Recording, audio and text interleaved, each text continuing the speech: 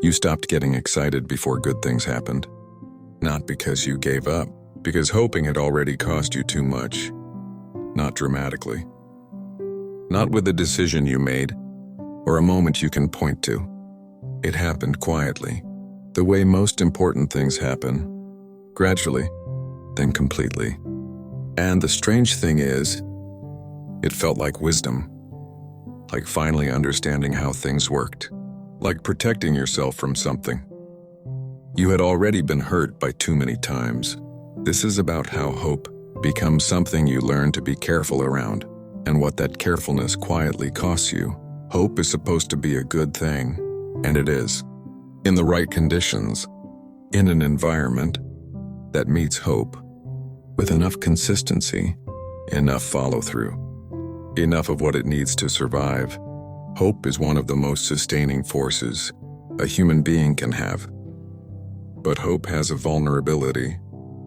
It requires you to be open, to want something before you know whether it will arrive, to believe in a possibility before it has proven itself, to extend yourself toward an outcome that is not yet certain.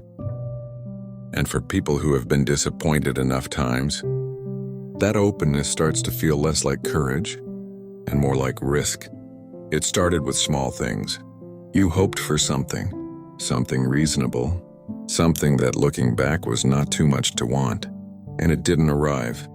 Not because the world was cruel, not because anyone set out to disappoint you, just because things don't always arrive, because people have limitations, because life has a way of not matching what we imagined it would be.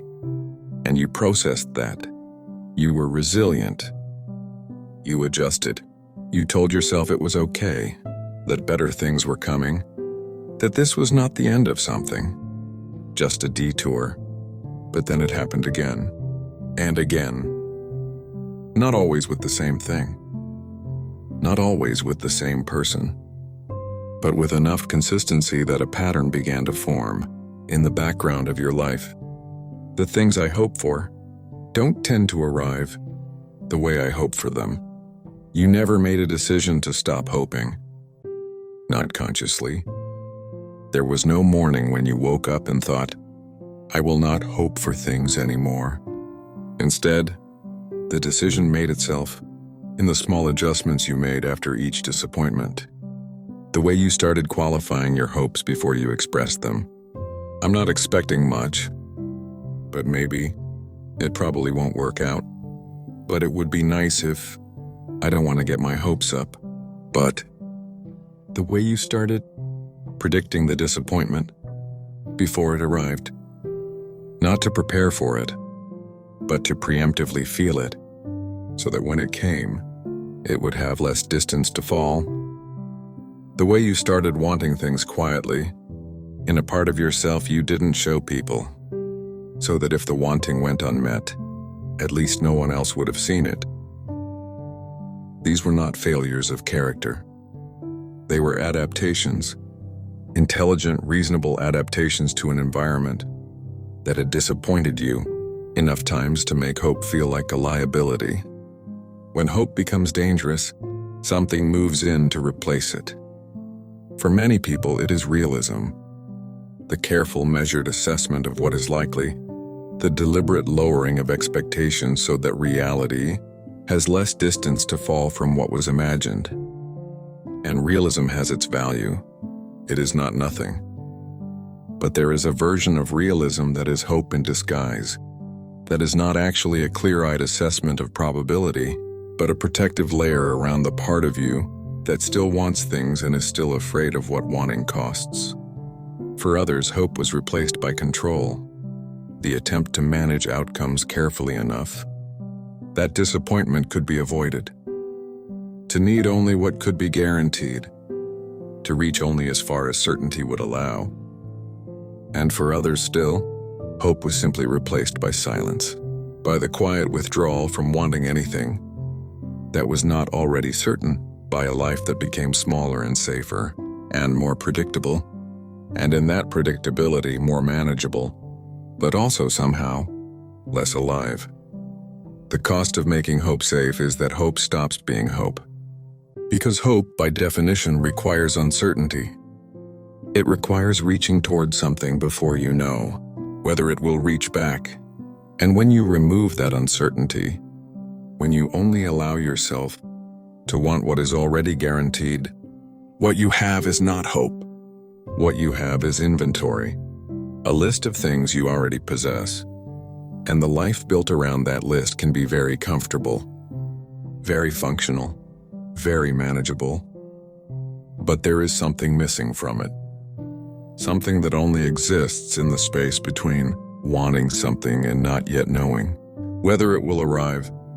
That space, that uncertain, uncomfortable, necessary space, is where aliveness lives. And when you close it off to protect yourself from disappointment, you close off something else too. Something harder to name, but very easy to feel when it's gone. I want to be clear about something. This is not an argument that you should have hoped more, that you were wrong to protect yourself, that the disappointments you were guarding against were not real. They were real. The pattern was real. The cost of hoping and not receiving was real. And the adaptations you made, the careful qualifying, the quiet wanting, the deliberate lowering of expectations, were intelligent responses to real experiences. They kept you safe. For a long time, they were exactly what you needed. But safety and aliveness are not the same thing. And a life organized entirely around the avoidance of disappointment is a life that has to keep itself very small to maintain that safety. And you were never meant to live in something that small. If hope has felt dangerous for a long time, I want to offer you something to sit with. The fact that hope hurts does not mean hope was wrong. It means you cared about something. And caring about something, genuinely, without the protection of detachment, is one of the most vulnerable things a human being can do. You did not learn to fear hope because you were weak. You learned to fear it because it had cost you something real. And that cost deserves to be acknowledged, not explained away, not minimized, but seen for what it was. Because on the other side of that acknowledgement, not immediately, not without grief, there is the possibility that hope might feel slightly less dangerous than it does right now. Not safe. Hope is never entirely safe, but worth it. It always was.